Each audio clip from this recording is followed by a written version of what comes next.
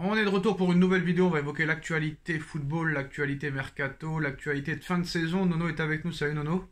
Salut Sacha. Alors après Brest en Ligue 1, Girone en Espagne, Bologne en Italie, c'est Southampton qui est la surprise en première ligue, Nono, et qui jouera la Ligue des Champions. Donc l'année prochaine en Ligue des Champions, on aura des Southampton, des Brest, des Bologne et des Girone. Qu'est-ce que ça t'évoque ? Ça a été la saison des clubs surprises, tout simplement. Voilà. Comme quoi, ça prouve quoi? Ça prouve que l'oseille, c'est pas tout, et que tu as des clubs qui travaillent très bien et qui arrivent, comment dirais-je, à obtenir de très très bons résultats, sans parler de Leverkusen avec ses petits moyens, qui est champion d'Allemagne. Et vainqueur de la Coupe d'Allemagne.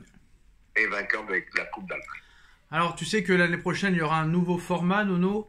Il n'y a plus 32 équipes en Ligue des Champions, mais 36, en forme de Super League. C'est-à-dire que ce sera un classement de 36 équipes.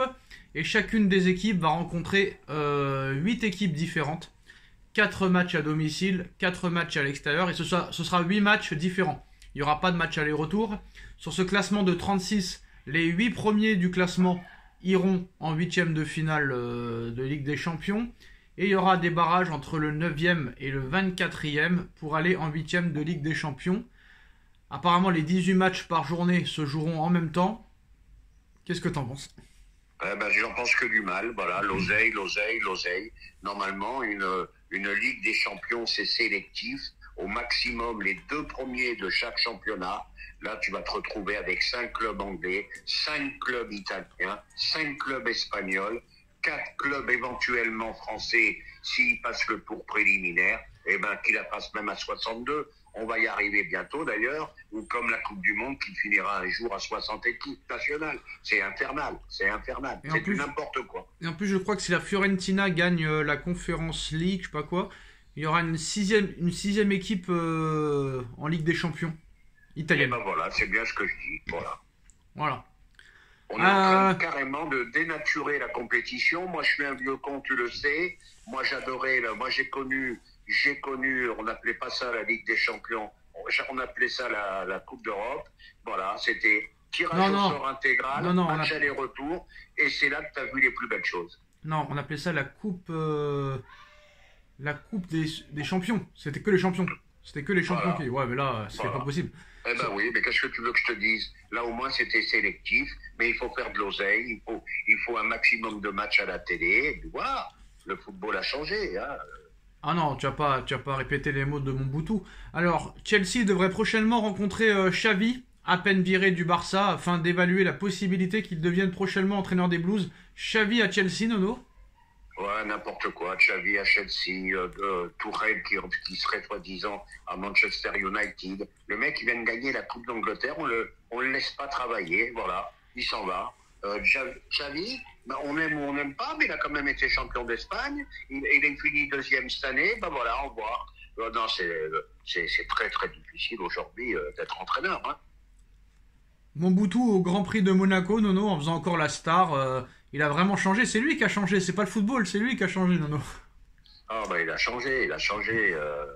Et puis je vais te dire, hein, moi je vais te dire, je suis inquiet pour l'équipe de France. Hein. Moi je trouve qu'il a plus, son arme principale a disparu, hein, c'est-à-dire la vitesse.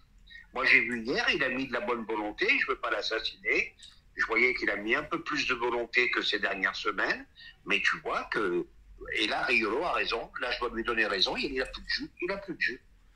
Alors, Mbappé sera présenté apparemment le lendemain de la Ligue des Champions. Bon, on sait très bien que le Real va gagner la Ligue des Champions. Honnêtement, Nono, est-ce que ça sert à quelque chose de regarder la finale, sachant qu'on connaît déjà le vainqueur? Il n'y a pas vraiment de suspense. En plus de ça, si Dortmund y perd, il touchera beaucoup plus d'argent que s'il gagne par rapport au transfert de Bellingham. Est-ce que ça a vraiment un intérêt de regarder cette finale? Je ne veux pas faire complotiste, je ne veux pas penser à ces questions-là. Je vais quand même la regarder, mais je ne vois pas comment le Real peut perdre cette finale. Je ne vois pas. On sait très bien que le Real va gagner. Je vois même un massacre.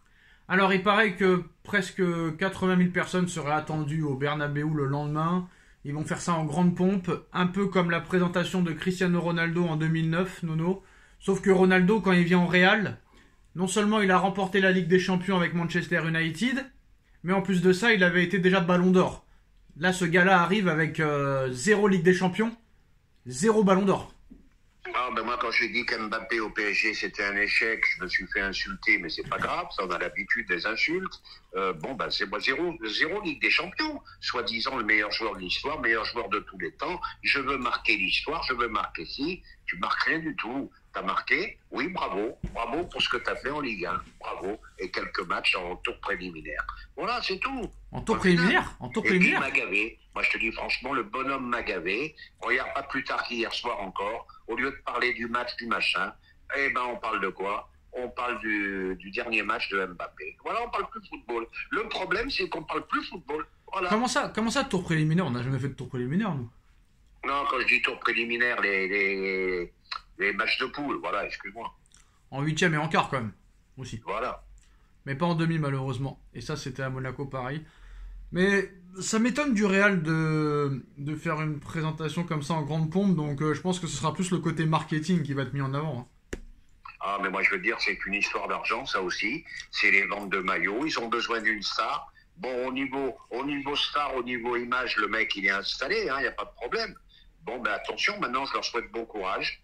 Sacrifier un Rodrigo, ça me paraît difficile. Sacrifier un Vinicius, ça me paraît difficile. Sans compter tous les autres que tu parlais d'habitude, toi, et j'ai pas les noms en tête là. Bah, ça fait beaucoup de monde. Déjà, Arda Güler en 5 matchs, il a marqué plus de buts que Hazard en 5 ans. Eh ben voilà, donc ça va. Attention les égos. Attention les égos. Attends, t'as Vinicius, t'as Rodrigo, t'as Joselu qui est quand même meilleur buteur du Real cette année avec Vinicius. T'as Hendrick qui arrive. T'as Brahim Diaz, à chaque fois qu'il joue, il est bon. T'as Arda Güler aussi, qui est en pleine bourre en ce moment. C'est quand même chaud. Ah, c'est chaud. Ben, moi, je te dis, on verra la saison prochaine. Mais moi, je parlerai d'autre chose, je te dis franchement, que Mbappé. Parce que même, on va pas parler que de Mbappé. Hein. Bon, il fera des cartons contre Retafe, il fera des cartons contre tous les petits clubs, ça, y a pas de problème. Mais c'est toujours pareil, il faudra voir dans les grands matchs de Ligue des Champions, lui comme les autres. Tu vas quand même suivre ses performances au Real ou pas? Ah non, je passe à autre chose, moi. Moi, je passe à autre chose. Je regarderai le Real en Ligue des Champions, et puis de temps en temps ses performances, mais là, faut passer à autre chose. Ça y est. Tu vas regarder ou tu vas pas regarder? Pardon? Tu vas regarder ou tu vas pas regarder? Je regarderai de temps en temps. Voilà, des résumés, des machins, mais c'est tout, ça s'arrêtera là. Hein. Et ben voilà les postos. Vas-y. Je suis pas marié avec Mbappé, moi j'étais marié qu'avec un seul joueur, c'est Léo Messi. Alors. Bon. Ouais, surtout voilà. qu'il a déjà sa femme Hakimi, Nono, tu vas pas commencer à faire des histoires. Voilà les postos, c'est la fin de cette vidéo, dites-nous en commentaire ce que vous en pensez, on like, on partage, on commente, on s'abonne, on se retrouve très vite pour une nouvelle vidéo. Merci Nono, merci à tous. Tchuss.